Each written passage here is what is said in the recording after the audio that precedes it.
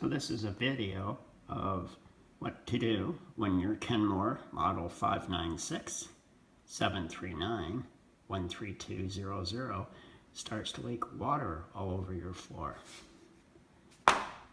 So first thing you need to do, unfortunately, is pull your refrigerator out, turn it off, and unplug it, and pull it out from where it used to be, out here, so you can get to the front and the back.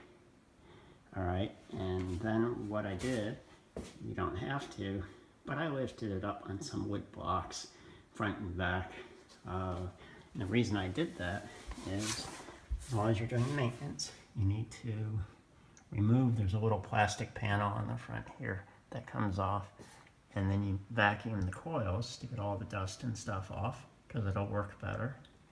Okay, and to do that, I used a shop vac with a crevice tool, and also I went to blow mode and I used one of these things. So let me show you what you need to do. So I need to run around and grab my flashlight. I need to run around to the back here and just show you that I already removed the panel. You need a 1/4 inch nut driver for all your work inside and outside. There's a panel right there, and there were 9 screws which are shown right there. Okay, and then you'll see that there's a pan here that runs on over. Let me move the light over. You can actually see it here in the background, so it runs around and up the front.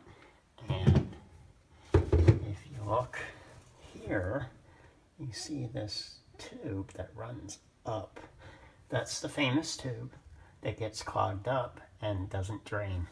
So let me run around to the front and show you how you fix this. Now this assumes that your water problem is not because your ice maker or water supply is leaking or something. So let me show you here. So inside here I'll be showing you this plate. This is the freezer compartment. I'll be showing you this little drip pan, drip tray, and down here this complicated drain pan I just showed you, okay? But we're going to go back and look at this. So let me open up the freezer.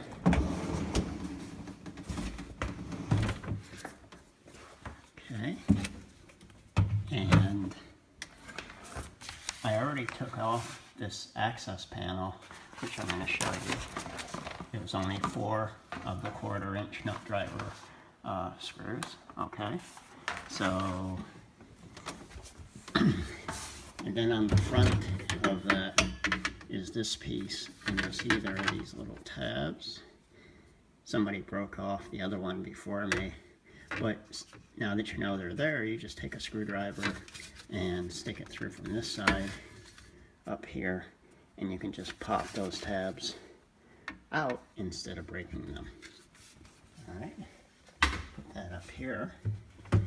And then inside here, that's what that white panel covers. And you can see the U-shaped cutout here. That's where that goes. Alright, and the way this works, let me turn my light around. Here it's kind of hard because it's tight and dark. This is the drip pan I was showing you. Alright, and you know, this condenses the humidity that's in the air if you open and close your freezer. And then it drips down here, and I can't show you, but right here, this pan has a punch out in it, and that drain tube is not connected in any way to this, but there's a little cavity here that the drain tube goes to, so the water goes through here and down the tube, except it gets frozen. And once it freezes, the water piles up back here and eventually trickles down. And so you'll open up your freezer and you'll see a sheet of ice here. There's not that much room right here. So you get a little bit of ice, big old sheet, and then it starts to pour over here and drip out the front of your freezer, which puts a big puddle on your floor. So what's interesting is this freezer has been unplugged for about 6 hours with the door open. All I did was turned it off and kept the refrigerator door shut.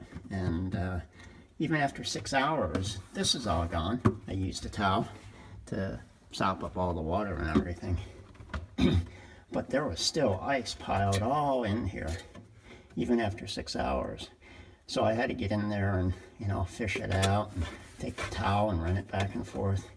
And this was just frozen. So I heated up a bunch of water. Sorry for the jiggling. There we go.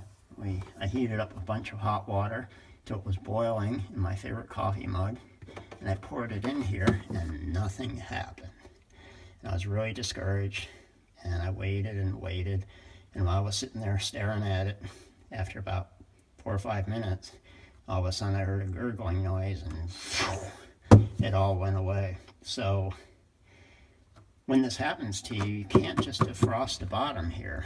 You got to take this thing off and get at that and get that tube freed up, even though it's a lot more work because it's just not going to get fixed. You could probably have this thing unplugged for a day and it would still be frozen because it's just so packed in down there. All right, and then you just put it back together and you should be ready to go.